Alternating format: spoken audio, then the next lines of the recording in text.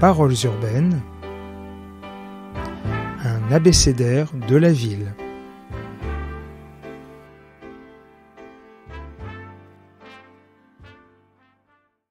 F comme forme. Bonjour André Lorty. Bonjour. Alors, le CV est long comme le bras, donc on va faire court, mais je dis aux auditeurs qu'on mettra tous les liens nécessaires pour que puissent avoir une photographie complète de votre travail. Mais on va faire court, donc vous êtes architecte, urbaniste, vous êtes professeur à l'école d'architecture de Paris-Belleville, vous avez énormément de production, vous avez d'abord travaillé sur le Canada, si j'ai bien compris, si j'ai bien suivi. Je suis en fait de Montréal. Ah bah alors voilà, moi, ceci explique cela, ça, je l'ignorais. Et puis vous avez travaillé sur beaucoup de choses, évidemment ce qui va être un peu l'idée de l'abécédaire, dans ce qu'on va appeler la forme urbaine, définition assez floue qu'on pourra avoir, mais on va discuter de tout ça. Et surtout, vous êtes là parce que comme vous parlez dans une librairie, on est libraire, on est là pour défendre des bouquins et d'un livre dont je suis ravi de sa réédition qui s'appelle Des fortifs aux périphes aux éditions du Pavillon de l'Arsenal, livre qui était sorti dans début des années 90, qui a été réédité et enrichi et qui sera formidablement un fil rouge parce qu'il y a énormément de choses dans cet ouvrage qui permettra de faire cette conversation. Et alors on va commencer. Je l'ai trouvé par hasard, vraiment par hasard, parce que je relis rarement les livres. Et là, je ne sais pas ce qui m'a pris, je me suis mis à le relire.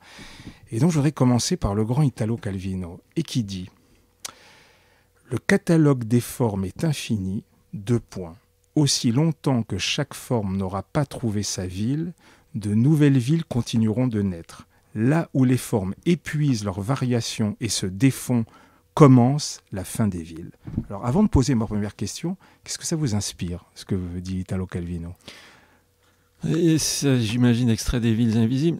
Absolument. Mais bon, ce livre, j'ai lu il y a très longtemps avec un grand plaisir. En fait, tout ce qu'on peut dire sur les villes, il le dit de manière assez poétique et synthétique. Donc oui, je pense on trouve tout ce qui concerne les villes. Et pour vraiment répondre à votre question, il faudrait que je me penche sur la phrase et que j'en pèse tous les mots parce que je pense qu'il a dû l'écrire comme ça lui-même. Donc c'est un peu voilà. Donc je peux pas répondre au-delà. En fait, ma question, c'est que est-ce que la forme urbaine est intrinsèque à la ville ? Est-ce qu'il y a une imbrication tellement puissante, s'il n'y a pas de forme, il n'y a pas de ville ? Est-ce qu'on pourrait démarrer comme ça ? S'il n'y a pas de forme, il n'y a pas de ville. Je pense que les villes, elles ont les formes qu'elles se donnent. Elles ont les formes qu'elles se donnent et c'est à nous d'en comprendre la généalogie. Et généralement, la forme qu'elles ont raconte leur histoire. Racontent leur histoire, les collisions qui sont à l'origine de ce qu'on a sous les yeux. Quand je dis les collisions, évidemment, on pense aux percées haussmanniennes, etc. Mais parfois, les collisions, c'est un peu comme quand on observe les étoiles. Les collisions peuvent prendre des années, des dizaines d'années. Et la collision entre deux règles urbaines, par exemple. Ce qu'on retient généralement, c'est ce qui nous frappe, c'est qu'on a sous les yeux. Dans le quartier ici, c'est clair. Il suffit de traverser le boulevard ou d'aller un peu plus loin à l'est et on croise des immeubles qui font 12, 14, 18 niveaux au milieu de petites maisons en plâtre et on se dit tiens, il y a eu une collision. Mais parfois, c'est beaucoup plus subtil quand on marche le long du boulevard Saint-Germain. Les résultats de ces bon, peut-être que le mot collision n'est pas absolument bien choisi, mais de ces télescopage entre une règle et une autre. On a, hormis ces événements comme celui que je décrivais tout à l'heure, qui se passe juste à côté ici à Belleville, on a une tendance à lisser les formes, je pense, je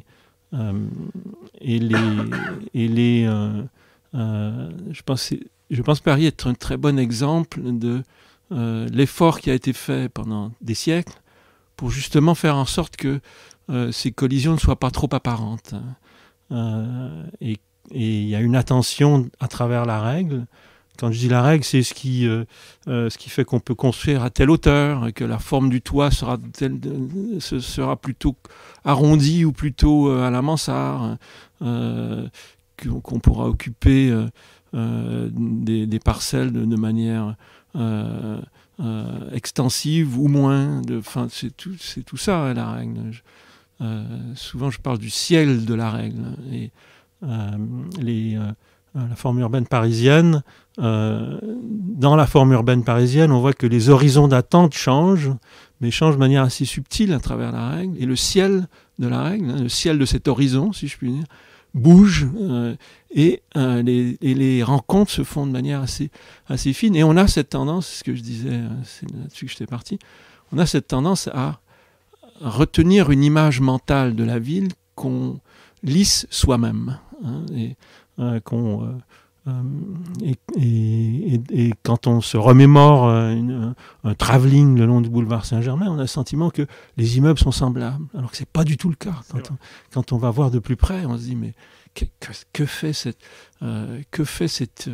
immeuble ici? C'est bizarre, je l'avais oublié. Mais en vérité, on a tendance à uniformiser en quelque sorte les formes urbaines, me semble-t-il. C'est souvent... Quand on se remémore une ville, on se la remémore dans une image souvent plutôt uniformisée. Voilà. Donc chaque ville sécrète sa propre forme, et un des grands plaisirs qu'on peut avoir à découvrir les villes, c'est d'en comprendre la généalogie, d'en comprendre... c'est ce que je dis à mes étudiants en début de semestre. J'ai un cours qui s'appelle Forme urbaine, en l'occurrence. Et je leur dis, on va s'interroger, mais comment est-ce qu'on en est arrivé là, hein? Ça a failli être ma question. Alors, il y avait un célèbre grand fonctionnaire français du temps de la reconstruction française de post-deuxième guerre mondiale, qui s'appelait Bloch-Léné, et qui racontait, et ça va toujours marquer parce que ça a énervé beaucoup d'architectes et d'urbanistes, il disait que les villes, au final, c'est comme le gazon anglais. Il faut l'arroser, le travailler pendant 200, 300 ans, voire 400 ans, et à partir de là, ça devient quelque chose. Alors, je comprends que ça puisse énerver, mais est-ce que c'est comme ça que les choses, pour vous, dans ce rapport à l'espace et au temps, que se fait la forme urbaine ?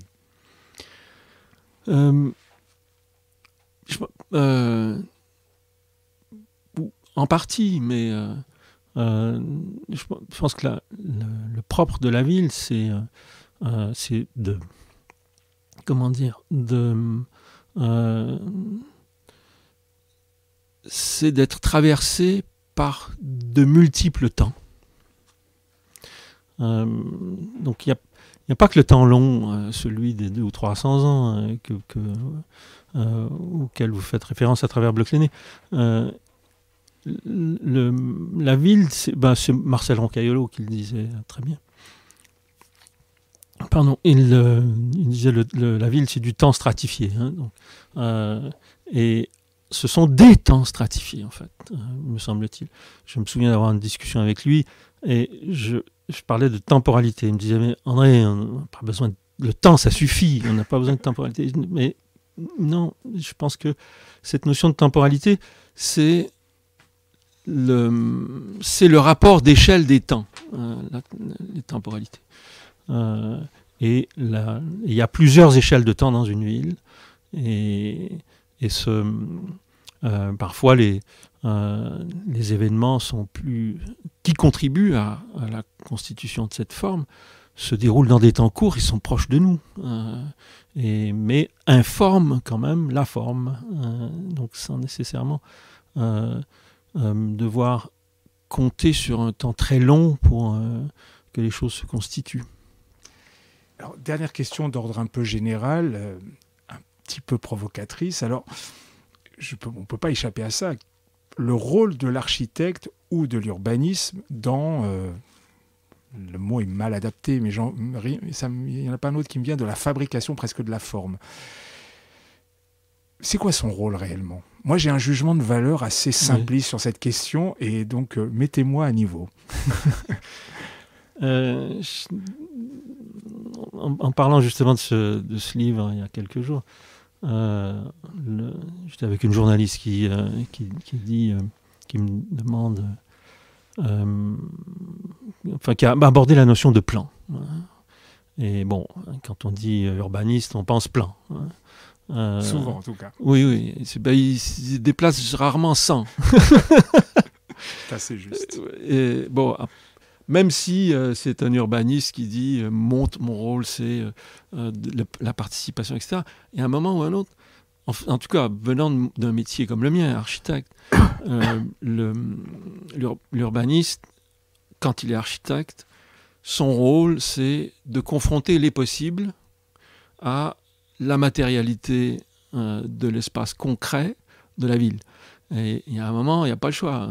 Le tramway, la piste cyclable, ça ne rentre pas. Donc il faut faire des choix. Et ce n'est pas à nous, c'est pas à l'urbanisme de faire le choix. C'est de mettre ceux qui ont à faire le choix devant les possibilités qu'offre la réalité matérielle pour réaliser des choses. Donc ça amène à ce qu'est un plan et ce qu'est l'urbanisme.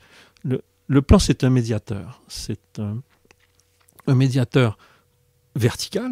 C'est entre une intention, un programme, une volonté politique et technique, qui est un choix politique, et la matérialité de l'espace concret, du territoire qui doit recevoir cette intention.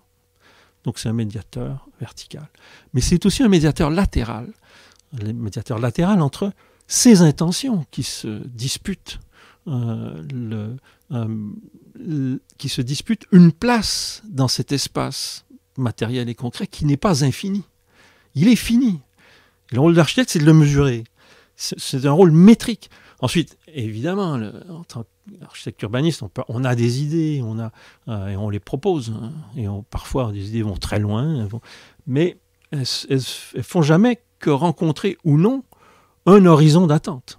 Et donc, on peut être accusé d'avoir proposé une mauvaise idée, mais si elle a été reçue, c'est qu'elle correspondait à un horizon d'attente. Bon, et donc l'urbanisme, c'est jamais seul, c'est un travail collectif, et il est, de mon point de vue, c'est un médiateur.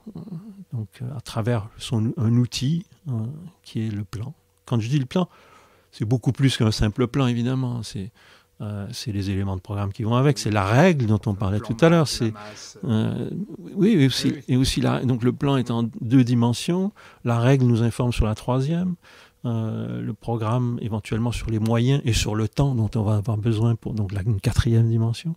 Donc le plan, c'est tout ça, mais bon, le résumé à la notion de plan, c'est prendre un risque, c'est considérer qu'il n'y a que le dessin qui compte, mais c'est en même temps donner une image de cet aspect métrique, c'est-à-dire le plan mesure, donc il mesure le territoire matériel et la possibilité ou non de faire telle ou telle chose et de faire se rencontrer, cohabiter ou pas les tramways avec les poussettes et les poids lourds, etc.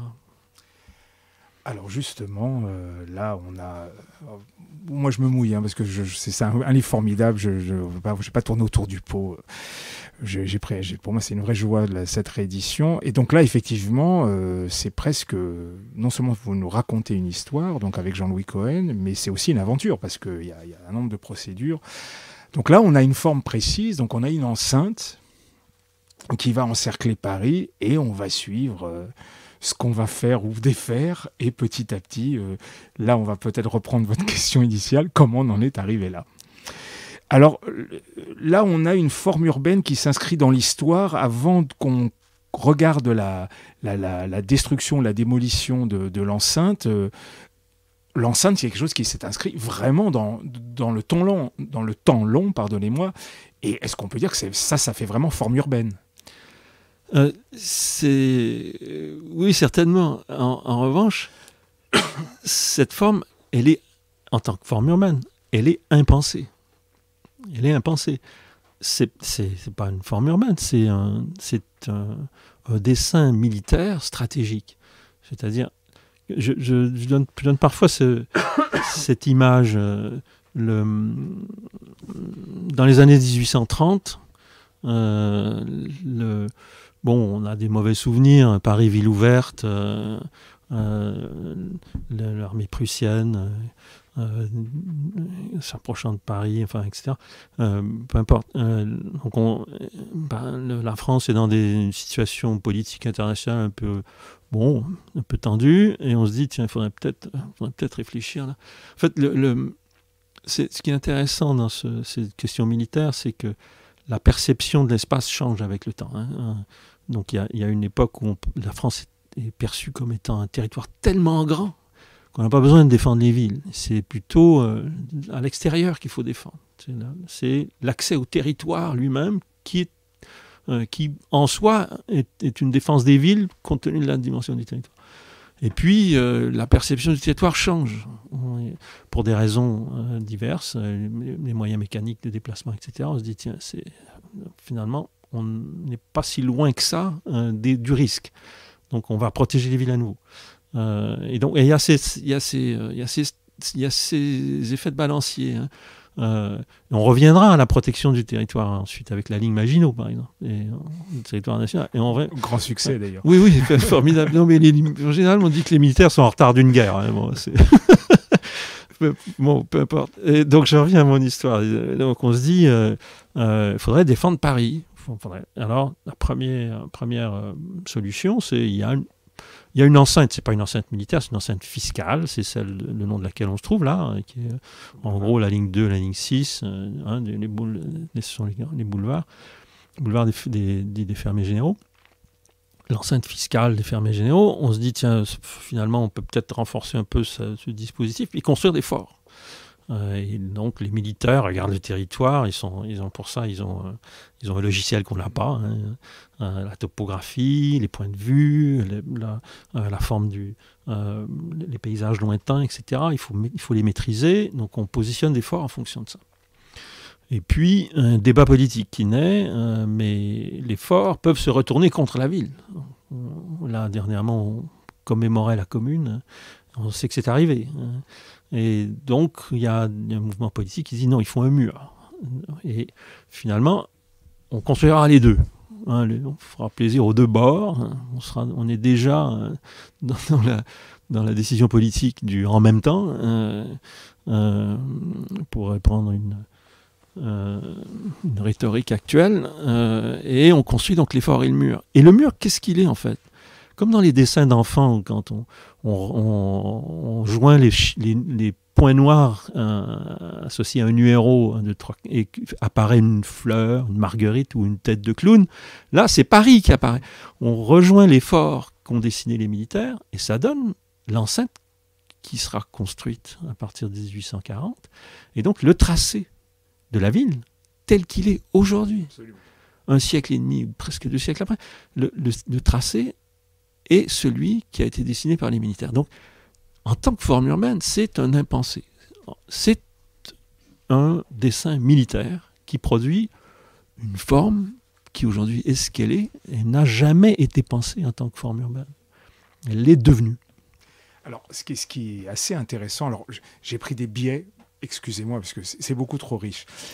Mais on voit rapidement, après la construction, il y a un chapitre qui parle de la balade du dimanche. Et on voit bien que ce qui est toujours fascinant quand il y a un objet, les gens l'utilisent. Et donc, est-ce que là, après un pensée, on peut dire que ça commence à prendre forme? Où il y a des descriptions, des textes de Zola, il y a aussi que les ouvriers viennent s'y balader. C'est un chapitre assez fascinant d'ailleurs. Mais ça, c'est la ville, c'est-à-dire il y a des lieux et il y a des dynamiques d'appropriation des lieux. Et c'est vrai que cette enceinte, elle n'est plus militaire en quelque sorte. C'est un lieu de balade. Elle l'a jamais vraiment été. Mais elle a eu beaucoup de difficultés, c'est clair. Elle a joué toutes sortes de rôles. Et son rôle défensif militaire, c'est peut-être pas le plus probant. Donc sur l'appropriation. Sur l'appropriation, je ferai un parallèle avec des choses qu'on connaît aujourd'hui. Les ingénieurs hydrauliciens aujourd'hui ont des bonnes idées. Hein. J'y adhère. On dit, tiens, là, il y a des risques d'inondation, on va faire un grand terrain de sport, et comme ça, le jour où il y a une inondation, alors le terrain de sport va être inondé, et s'il y a une très très grande surface, ça protège, etc. Et puis les gamins, ils jouent au foot, hein, ils s'en foutent, c'est pas leur problème que ce soit un bassin d'expansion des crues. C'est pas leur problème. Le jour où il y a une crue, ils sont catastrophés parce que leur terrain de foot a disparu. Mais c'était prévu. Et donc, l'enceinte militaire, c'est pareil, quoi. C'est un grand ouvrage, et puis finalement, on oublie peut-être que c'est une enceinte militaire. Sa forme est quand même assez claire, mais ça devient un lieu de promenade, un lieu sur lequel, d'ailleurs, on cultive les jardins dans les fossés, sur les talus, etc. Et puis, le jour où on doit défendre Paris, on demande à toutes les bicoques qui sont construites d'être rasées, on demande on coupe les arbres, etc. Et puis tout à coup, c'est une découverte.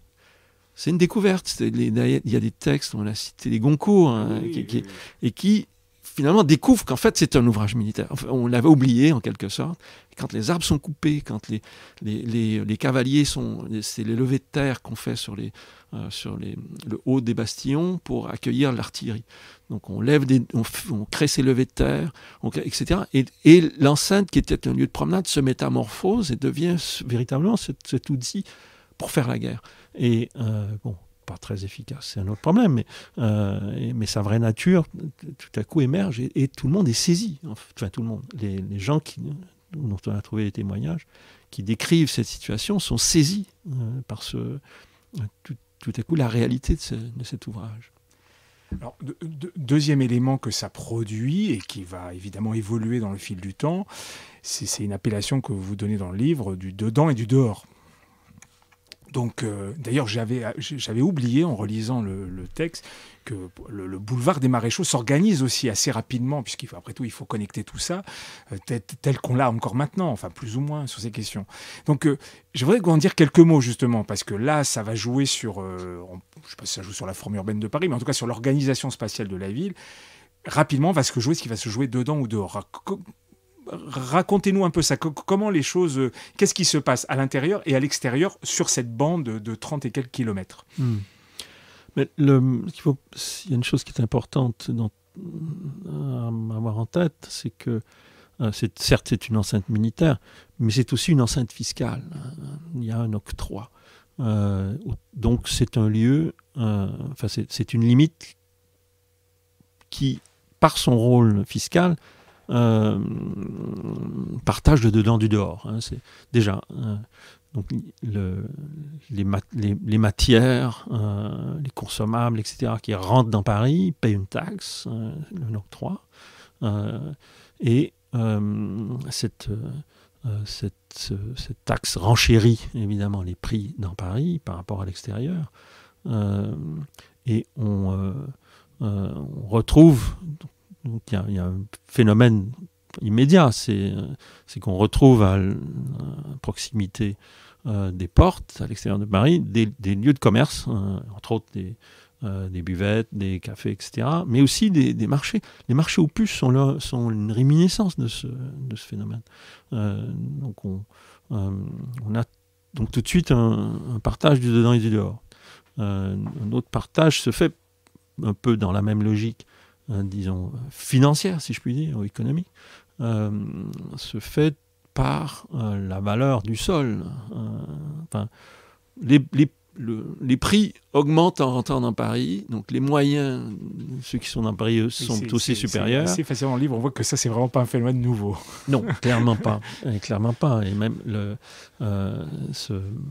la solidité de cette limite aujourd'hui, indépendamment de ce qui la matérialise, une de ces solidités, c'est celle-là. C'est le fait que Paris n'est même plus une commune, mais un département.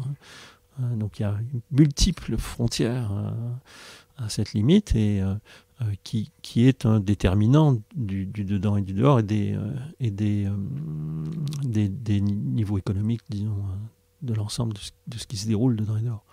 Clairement. Enfin bon, ça pourrait nous amener un peu plus loin, mais... Et un autre point qui est intéressant, parce que ça va conditionner aussi énormément de choses sur ce qui va se jouer après, on s'aperçoit que c'est très bien raconté dans le livre, que les autorités commencent à comprendre qu'il y a des populations qui s'agrègent autour de tout ça, et va commencer, en tout cas va se matérialiser, pour reprendre vos termes, et je trouve qu'ils sont assez justes, le phénomène hygiéniste. Et qui va conduire... Alors on verra après sur les logements qui vont être faits, on va remonter un peu le temps, mais est-ce que... J'ai l'impression que ça commence à se jouer, comment, j'en sais rien, mais ça se matérialise assez fortement à ce moment-là. On voit bien qu'il y a aussi une différence entre ce qui joue dedans et dehors, et que cette bande-là, 30 km, cristallise un certain nombre d'éléments dont qu'il va falloir prendre en compte, en tout cas. Oui, certainement. Il y a, alors, comment, par quel biais... aborder ces phénomènes. Je disais tout à l'heure, il y a ce mur militaire, il y a une cinquantaine de portes, 52 portes et poternes, sur 35 km, donc c'est à peu près un tous les 6 à 700 mètres. Donc déjà, c'est pas simple de rentrer et de sortir. Donc il n'y a pas de fluidité. Quand on rentre, on sort, il y a une barrière, il y a un contrôle, il y a un octroi. Donc il y a des choses, du coup il y a des choses qui se passent dedans et qui se passent pas dehors, hein.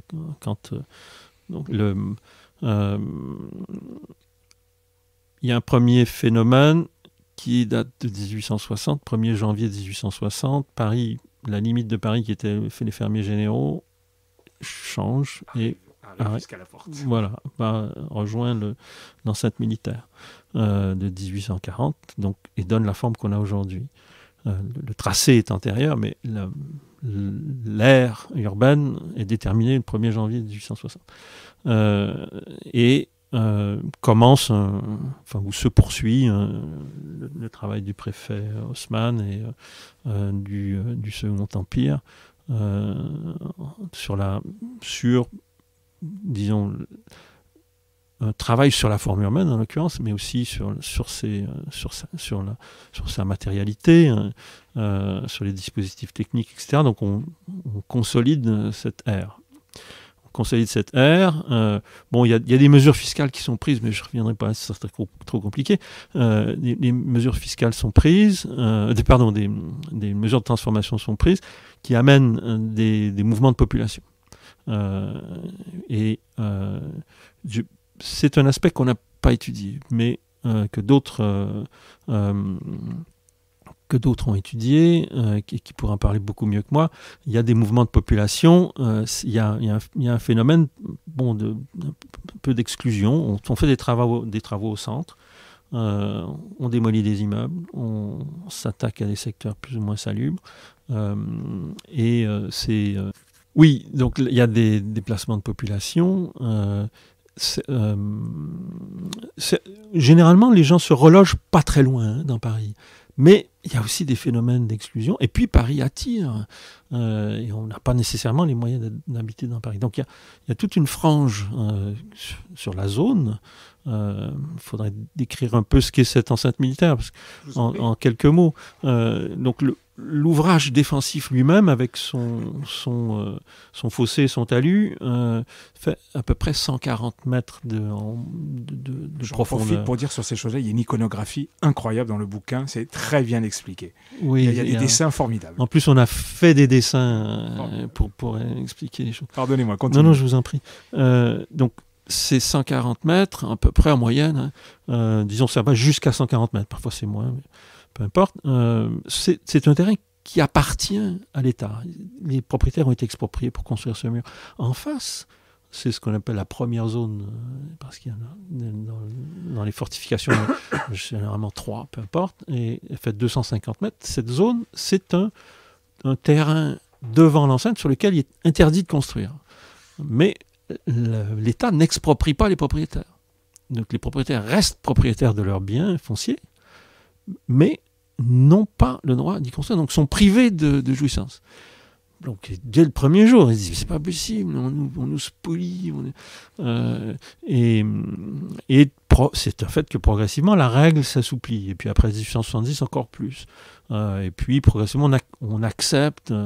La règle autorise des constructions fragiles qui peuvent être démolies sous le simple la demande d'autorité militaire, mais ça se durcit progressivement. Donc cette zone est de plus en plus occupée, mais elle est occupée de manière précaire.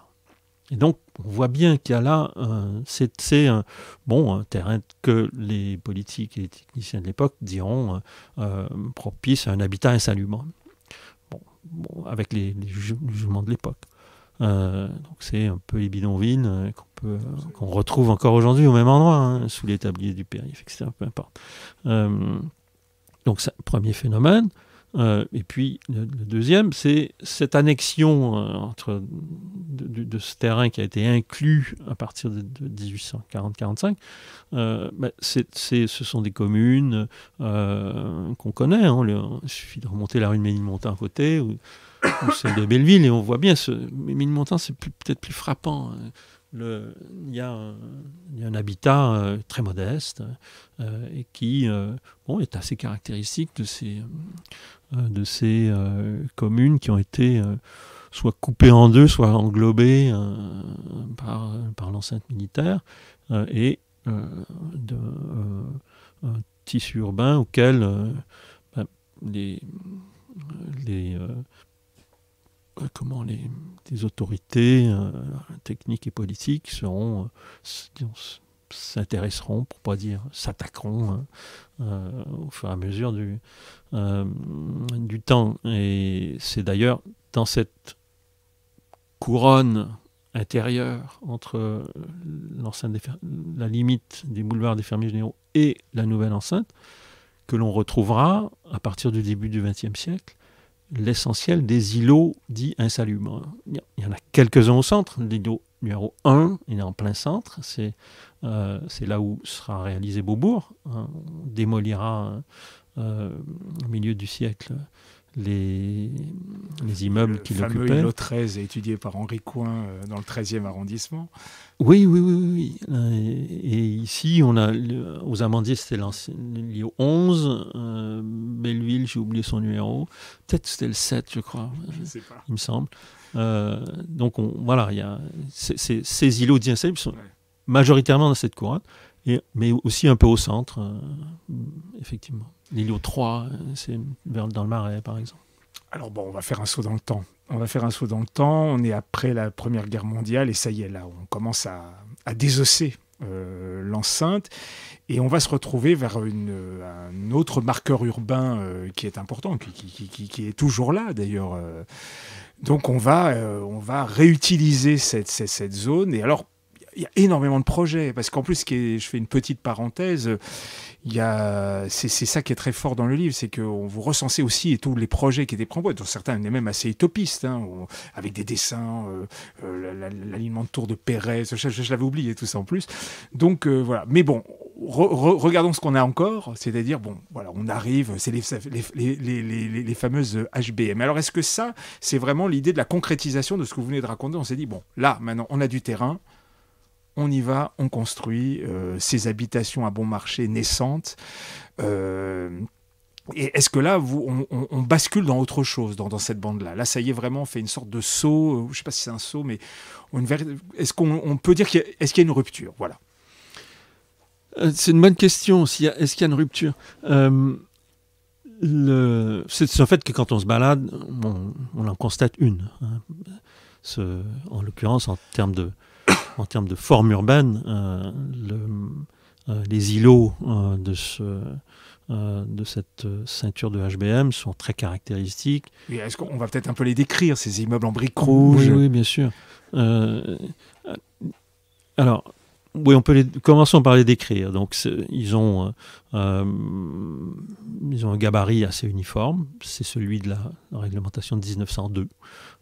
Donc, les largeurs de rue sont déterminées en fonction d'une optimisation du gabarit. Donc, le gabarit, c'est cette verticale de l'immeuble et coiffé d'un arc de cercle en ce qui concerne la loi de la règle de 1902.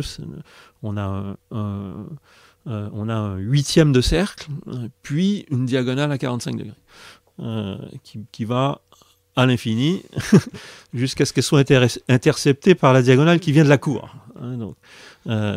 Et quand on se balade aux Tuileries, on a un très beau panorama des effets de la règle. Sur la rue de Rivoli, les immeubles sont tous identiques, avec cette arcade et tout, très fine, Percier et Fontaine, c'est absolument élégant. Et quand on regarde les toits, on se dit, tiens, il s'est passé quelque chose. Il y a des endroits où les toits sont à 45 degrés, il y a 3 étages dans le toit. Et c'est incroyable, avec des lucarnes et tout. Et puis d'autres endroits où il n'y en a qu'un. Et en fait, ce sont les effets de la règle. Et certains ont profité du gabarit de 1902 pour surélever les immeubles de 2 ou 3 niveaux.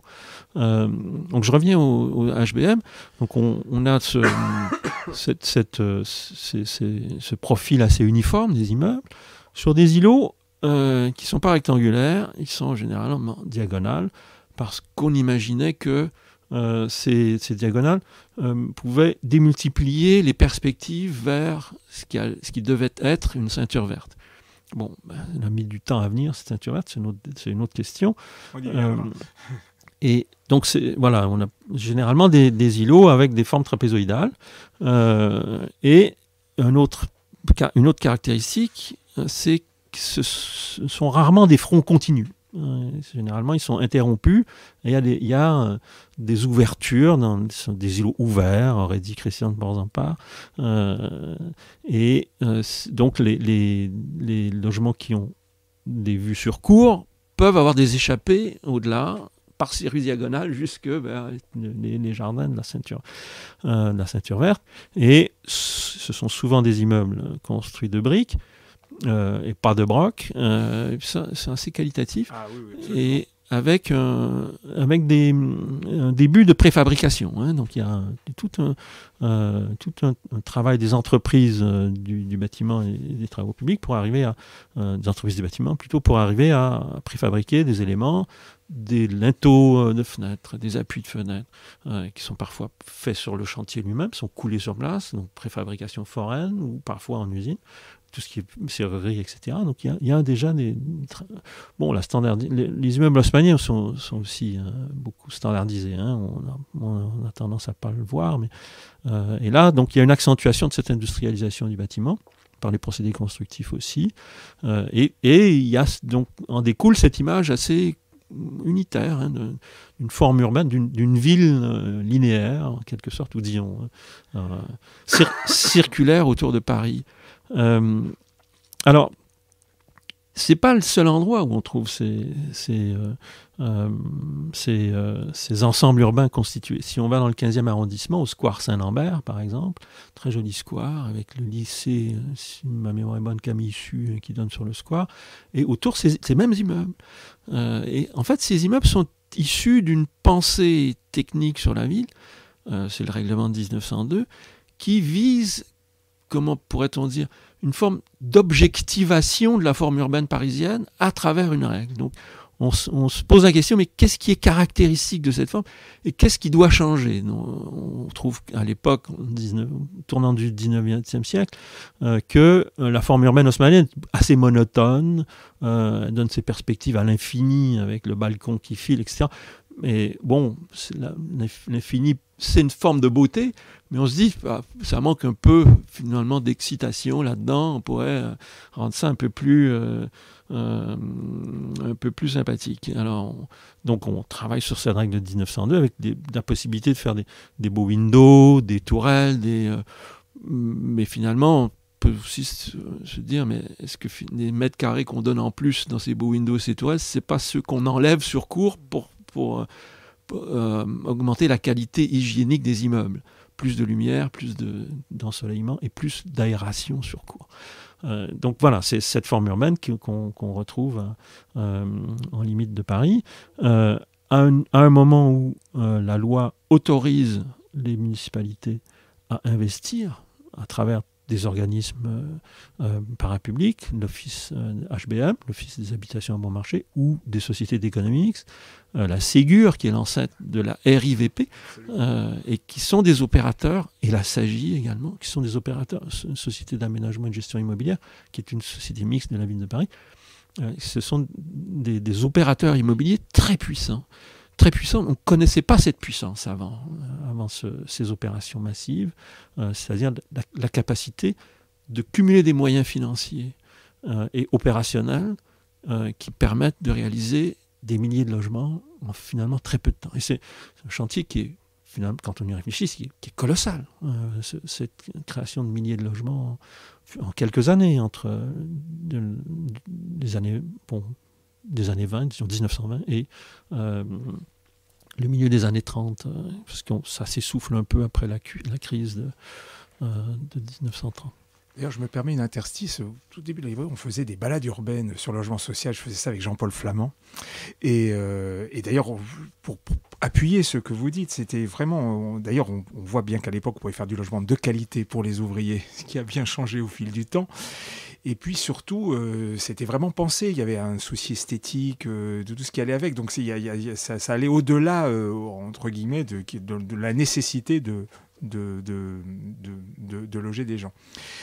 Alors, on va remonter un peu le fil du temps. Ce qui est intéressant dans cette période qui va durer, comme vous l'avez dit, un certain temps et qui va se prolonger, on se pose rapidement aussi la question de la circulation et de la mobilité. Avant qu'on en arrive évidemment à ce qui va faire le cœur du problème contemporain, qui est le périphérique. Mais on voit bien que, peut-être pas évidemment tout de suite après la guerre, mais que l'automobile commence à prendre de plus en plus de place. Et tout de suite après la Deuxième Guerre mondiale, il y a des auteurs, des urbanistes, des architectes ou des gens...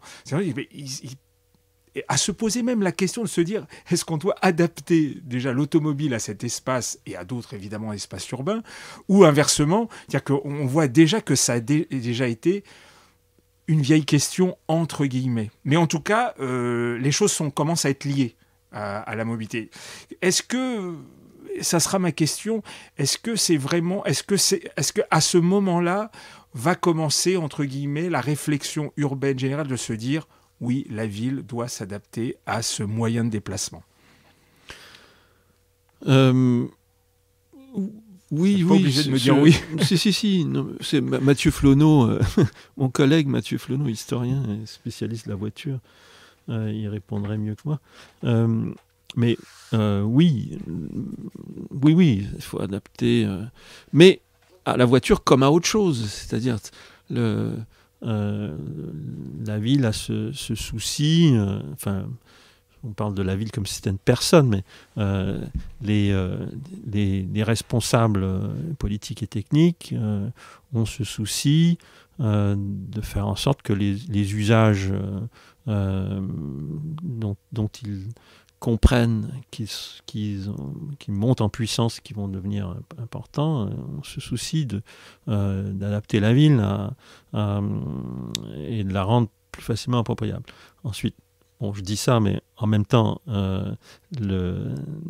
certaines tendances sont plutôt réfrénées ou bon, je ne donne pas d'exemple, mais on voit bien qu'il y a un tri, hein, et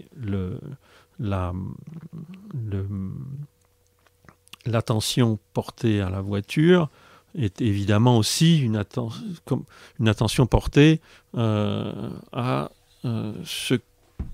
la manière dont la ville peut accompagner l'intensification des dynamiques capitalistiques et industrielles. Bon. Je vous interromps une minute parce que cette citation m'a vraiment beaucoup marqué. Donc on est Bernard Lafay qui a fait un plan, enfin vous en direz un mot. On est en 1954. Il dit « Il y a trop de voitures ». Il fait « Dire cela, c'est poser exactement le problème car, entre guillemets, il y a trop de voitures. Encore faut-il que ce soit par rapport à quelque chose et ce quelque chose ne peut être que la surface de roulage. Voilà bien les deux termes de cette équation de plus en plus insoluble. Le nombre de véhicules et la voirie mise à leur disposition. Que faudra-t-il pour qu'ils s'adaptent l'un à l'autre et plus exactement, lequel convient-il d'adapter à l'autre ?» Tout est dit. Ah oui, tout à fait. Tout à fait. Et tout à l'heure, je disais qu'un plan, c'est un médiateur latéral, et on voit bien. Entre quels éléments fait-il la médiation? Bernard Lafay pose bien la question. Peut-être un mot de dire qui était Bernard Lafay. C'est il était président du conseil, c'est un médecin de formation, et c'est un personnage quand même. Hein. Oui. J'avoue que je ne le connais pas très bien. Non, mais c'était juste pour préciser aux auditeurs. Oui, et donc il a une vision pour Paris, en fait. Et on parlera souvent du plan Lafay, qui est l'avant-projet, en quelque sorte, du plan d'urbanisme directeur qui sera mis en application à partir de 1965. Donc c'est un plan directeur qui vise une modernisation de Paris assez radicale. On a décrit au début de notre entretien des fragments de ce que cette vision a pu produire. Mais, comme je le disais aussi un peu plus tôt, c'est une vision qui répond à un horizon d'attente. Et donc, Lafay est celui qui porte ces visions et des visions qui ont retenu son nom comme appellation. Alors, il y a un autre... parce qu'évidemment, c'est comme vous l'avez dit en citant Rocaillolo, on est sur différentes strates, qui va aussi se mettre en place, des projets utopiques dits de ceinture verte, et avec en plus d'un certain nombre d'installations qui vont se jouer. Je les lis, pas forcément à bon escient, mais en tout cas pour résumer la situation. Donc, projet de ceinture verte potentielle qui a été fait aussi et d'infrastructures et surtout sportives. Donc on pourrait dire qu'il y a un projet global aussi qui a été pensé. Ah oui, complètement. Il y a un projet global. Tout à l'heure, on parlait des immeubles HBM. Bon, il ne faut pas perdre de vue que les HBM, c'est des habitations à bon marché, donc c'est du logement abordable. En théorie pour les ouvriers, mais finalement, c'est plutôt des employés, c'est pas tout à fait des ouvriers. Henri Sellier disait c'était pour l'ouvrier qui a un salaire, c'était pas n'importe quel ouvrier. Oui, c'est clair. C'est clair. Il faut quand même avoir les loyers à la fin du mois. Oui, il fallait de la rente à 4% quand même. Et donc, on disait tout à l'heure HBM, en fait, il y a deux niveaux, à propos de forme urbaine, il y a deux zonages qu'on peut retenir.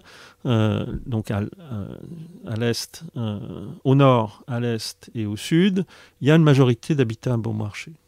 Mais à l'ouest, on vend les terrains et on les vend à des opérateurs privés ou même à des particuliers.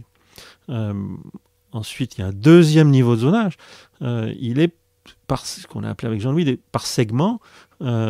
Les rentes les plus fortes sont aux portes, ce sont les lieux de rupture de charge où le tramway rencontre les omnibus de périphérie, etc. Donc la rente foncière est la plus forte aux portes. Elle est la plus faible entre deux portes. C'est là où on met les équipements publics, ceux qui rapporteront rien à la municipalité, qui commercialisent les charges foncières, les terrains. Donc entre la charge extrême et la charge nulle du milieu, il y a une répartition des types d'habitat social, donc les ILM, ces immeubles à loyer moyen ou modéré, et les HBM, ceux à bon marché, qui sont plus proches des équipements publics. Donc, voilà, il y a ce zonage qui se crée. Donc, il y a déjà là une forme urbaine pensée dans son ensemble et qui est pensée à l'origine en lien avec cette ceinture verte. Donc, au début, on disait les forts et l'enceinte en même temps. La deuxième étape du en même temps, c'est l'enceinte militaire propriété de l'État est vendue à la ville, qui vend à des opérateurs publics, parapublics ou privés, et on a une ceinture d'immeubles. Et devant, ce qui était la zone, là où on n'avait pas le droit de construire, mais en vérité qui était amplement occupé entre-temps, c'est un autre problème, c'est l'expropriation des fameux zones.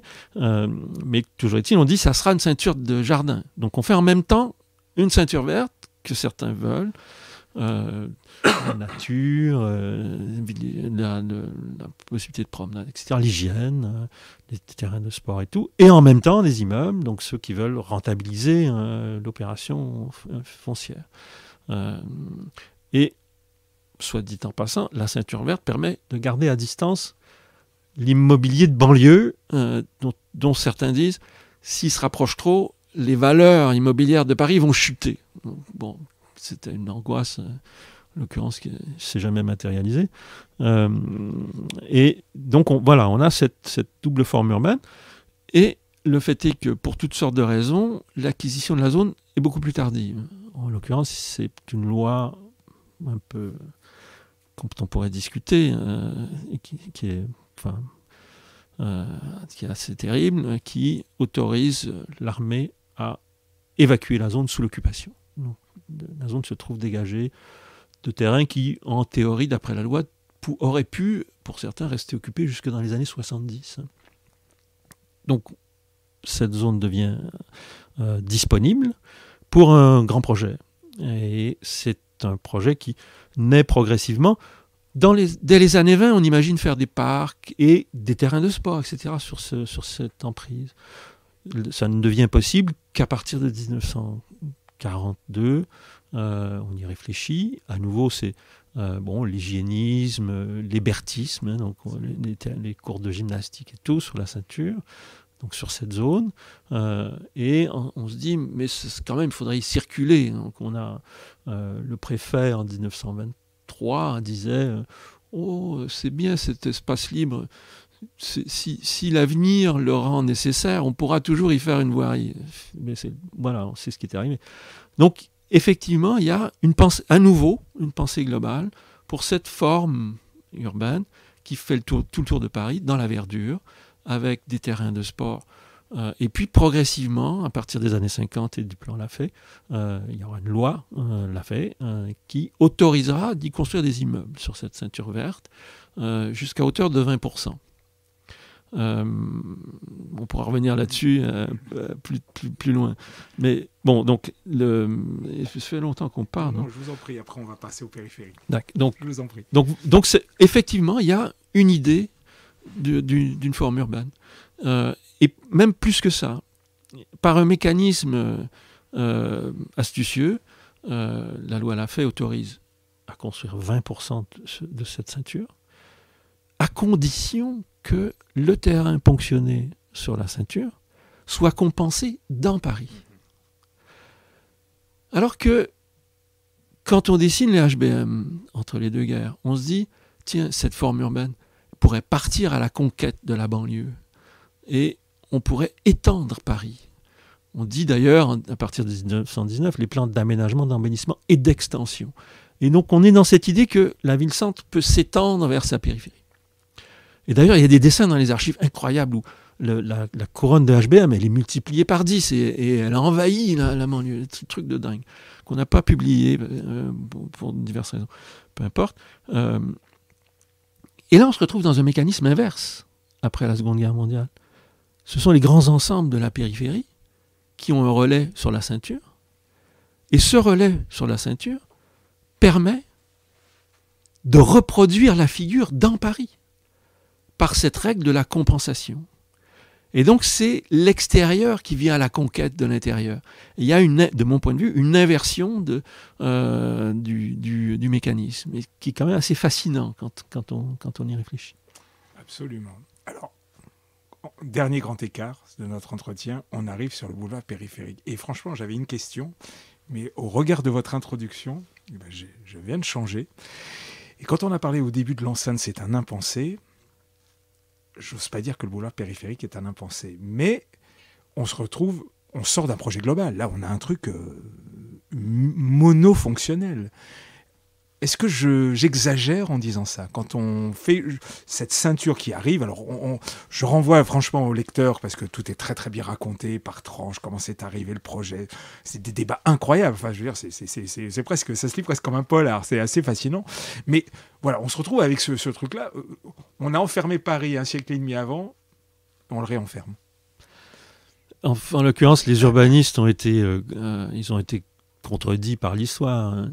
Ils imaginaient que ce grand anneau de verdure serait quelque chose, un lieu vers lequel convergerait le centre et sa périphérie, que ce serait un lieu de rencontre, un grand parkway, une allée, une voirie promenade, une voie promenade qui aurait sillonné Paris, cette ceinture verte tout autour de Paris, le long duquel quelques immeubles, des équipements publics, un stade, et finalement, c'est des basculements qu'on connaît, hein.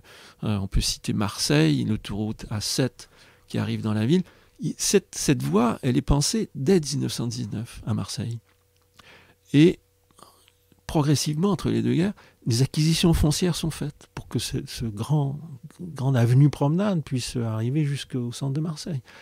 Et basculement après la Seconde Guerre mondiale, le tracé qu'on avait progressivement, minutieusement pris le soin d'acquérir et de stabiliser, etc., se trouve détourné, envahi par une autre logique qui est celui de la circulation à très grande distance, avec des profils de voirie qui ne font pas la différence entre le fait qu'ils circulent en rase campagne ou le fait qu'ils circulent en ville. Et à Marseille, voilà, on a l'autoroute en tablier qui rentre dans la ville, oui, 2x4 voies qui arrivait. C'est assez fascinant quand on est en voiture, hein, déjà. Ah oui. On voit la ville de haut, mais bien sûr, c'est impressionnant. Et le périphérique, pareil. On l'a couvert beaucoup plus. Mais moi, avant la couverture des Portes des Lilas, je dis pas qu'il fallait pas la faire, pas du tout. Elle est très bien. Mais on peut tout dire ici.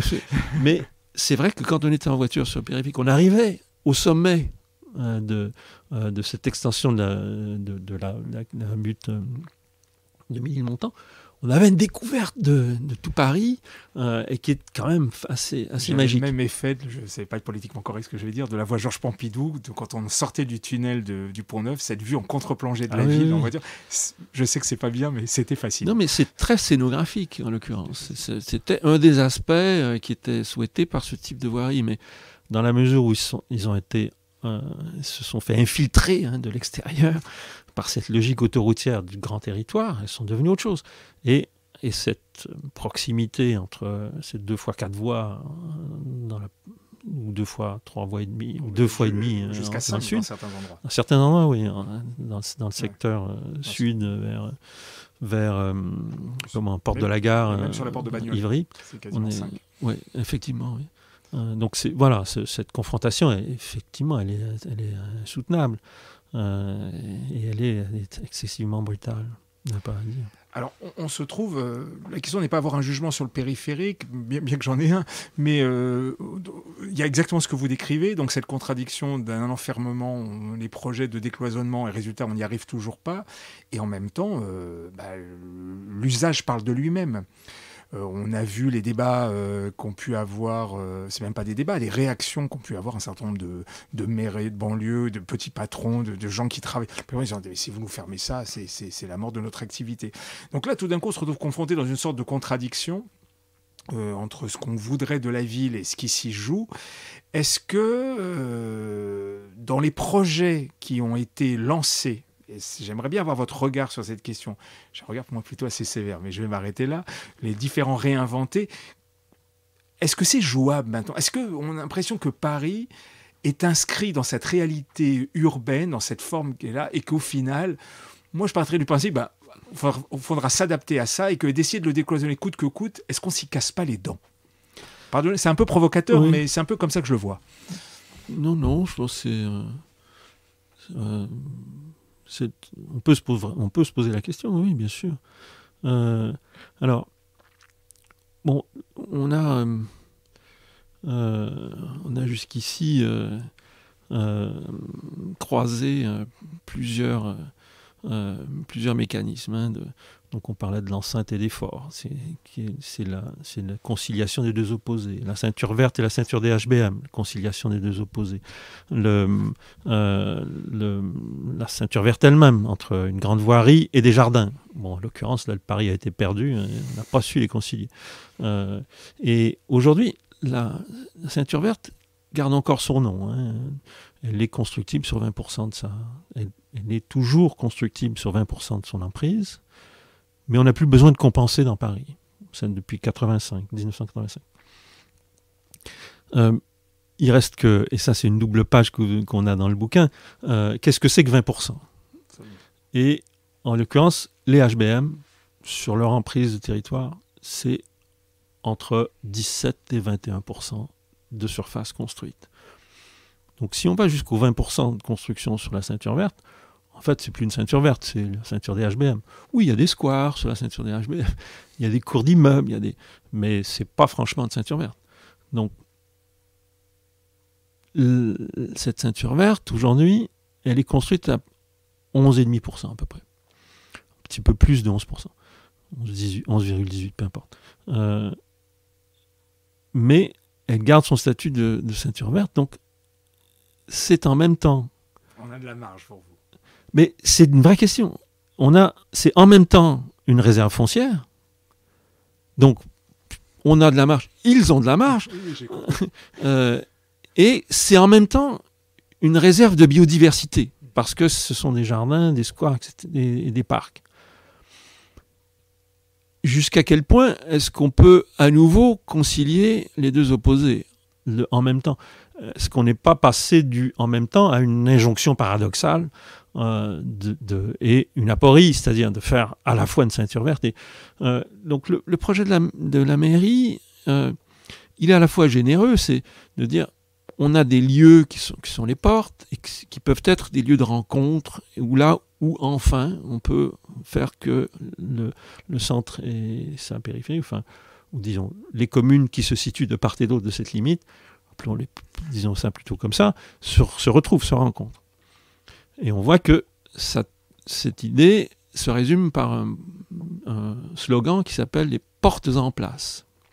Transformer les portes en place urbaine. Donc ça se fait par la construction. Mais évidemment, à chaque fois qu'on constitue une place, on coupe la ceinture verte. Ensuite, il y a un autre phénomène, c'est celui que vous souleviez au sujet des réinventés.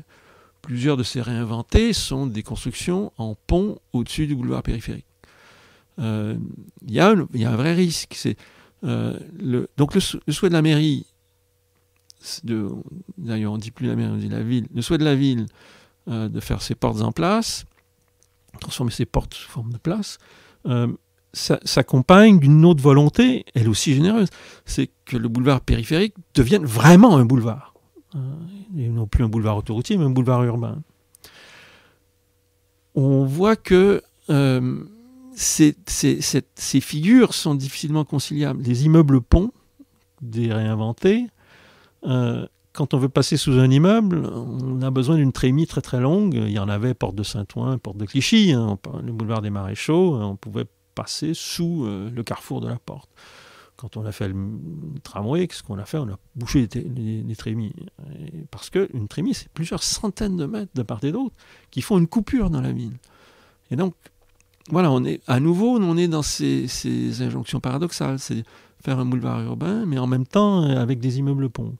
Bon, je sais que tous les élus parisiens ne sont pas convaincus de cette stratégie des immeubles ponts.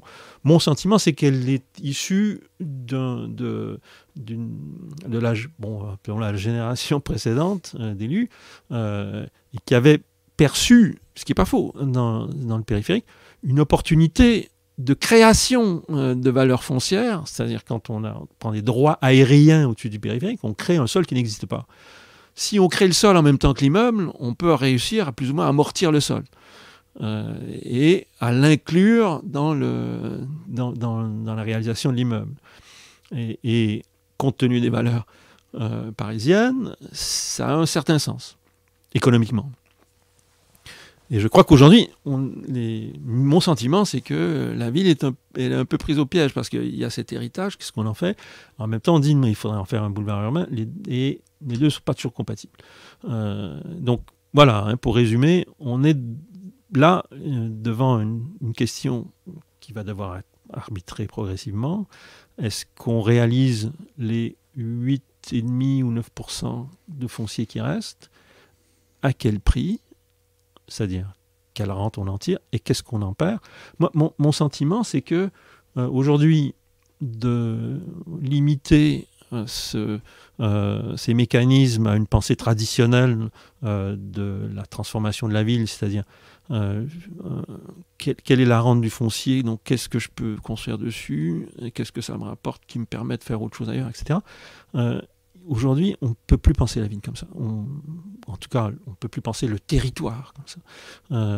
La valeur écosystémique de cette réserve, de cette éco-réserve qu'est la ceinture verte, on doit pouvoir l'estimer de plusieurs manières. Et entre autres, quelle est la rente écosystémique qu'offre une ceinture verte?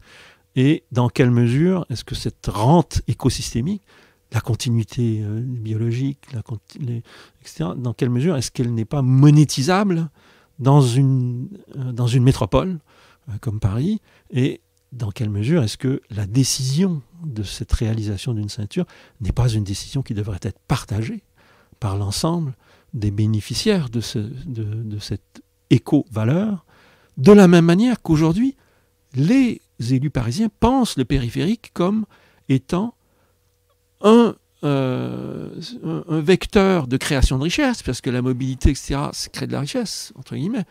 Enfin, en tout cas, ça crée du PIB. Après, je ne m'attarderai pas là-dessus, mais c'est une forme de création de richesse, mais en même temps de nuisance. Et les élus parisiens ont très bien en tête ce facteur, que le périphérique est une nuisance, et que la résorption de la nuisance doit être débattue avec les voisins, et c'est ce que la ville fait en ce moment.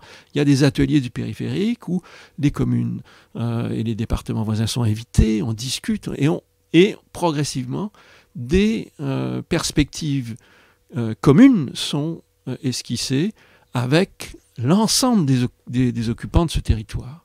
Et donc, je pense que cette pensée sur la nuisance pourrait la prolonger en ce qui concerne les valeurs écosystémiques de la ceinture verte et se poser la question, qu'est-ce qu'on en fait ensemble? Et si Paris perd, entre guillemets, cette opportunité d'une valorisation immobilière d'une partie de cette ceinture, alors où est-ce qu'on trouve des compensations? Est-ce qu'on peut se mettre d'accord alors pour faire des choses ensemble d'une autre manière et ailleurs? Alors on va conclure, et d'ailleurs l'analyse est plus que pertinente. J'avais envie de vous poser une question d'ordre général et qui reviendra un peu à l'introduction qu'on faisait sur la forme. Et là, vous avez une description assez efficace de la situation. En tout cas, le débat est plus qu'ouvert, même si j'ai l'impression que vous avez une vague idée de la situation. Mais au final, est-ce que pour vous, Paris, dans la façon dont il s'est dessiné à ce moment-là, quel que soit ce qui va l'encercler, après tout, est-ce que Paris, c'est pas ça? Est-ce que la forme de Paris, maintenant, elle est là? Alors que là, c'est un périphérique, ça pourrait être autre chose, mais est-ce que pour vous, Paris, au final, ben voilà, il peut se passer des choses derrière, plus loin, l'agrandir, je n'en sais rien. Mais à la réalité, dans l'imaginaire collectif, je dirais, c'est presque même pas l'architecte que je voudrais m'adresser. Est-ce que Paris, pour vous, au final, ok, il y a un périphérique, mais en fait, Paris, c'est ça? Oui, à nouveau, c'est une bonne question. Alors, bon, quand on regarde la photo aérienne, on peut imaginer toutes sortes de choses. La figure persiste. Ensuite, quand on est sur le terrain, les promeneurs à vélo de la fin du 19e siècle, dans la deuxième moitié du 19e siècle, quittaient Paris à la barrière des fermiers généraux, dans l'image mentale qu'on en avait. C'est ce qu'on lit dans les guides de cyclistes. S'encanailler à Belleville pour Exactement. prendre le vin, pour boire le vin moins cher. Et quand on croisait l'enceinte, on n'avait pas le sentiment qu'on était dans un ouvrage circulaire autour de Paris, mais un peu comme d'une certaine manière, on croise une voie ferrée quand on est en balade. On se dit pas, je suis dedans ou je suis dehors. Hein. On se dit, je suis avant ou après. Ou je suis... donc, aujourd'hui, il y a des segments de ces transitions dans et hors Paris où on se dit, je franchis le seuil, je suis dehors. Mais il y en a d'autres où c'est pas du tout évident. Quand on va dans l'ouest, et quand on est vers peut-être la porte vers un peu au nord de la porte Maillot. La porte Champéret. Entre les deux, là. Comment la porte d'Anières. Oui, non, je pensais à... Comment elle s'appelle ? Je ne les ai pas toutes en tête. Peu importe. Vers un peu avant le Palais des Congrès, là, il y a des transitions dans et hors Paris où la force de la limite s'atténue énormément. Et donc, comme quoi c'est possible. On peut arriver à l'effacer sur certains parcours. Mais mon sentiment, c'est que, eu égard à la puissance des formes urbaines qui, à travers les siècles, ont progressivement occupé ce territoire, ce dessin, cet impensé dont on parlait au début, persistera, me semble-t-il. Écoutez, c'est une belle conclusion. Merci à vous d'avoir joué le jeu de notre petit entretien. Et puis, alors, je renvoie évidemment à la lecture du livre Des Fortifs au Périph', Jean-Louis Cohen, André Horty, notre invité, aux éditions du Pavillon de l'Arsenal. Et à très bientôt sur cette antenne. Merci à vous. Merci. Paroles urbaines, un abécédaire de la ville.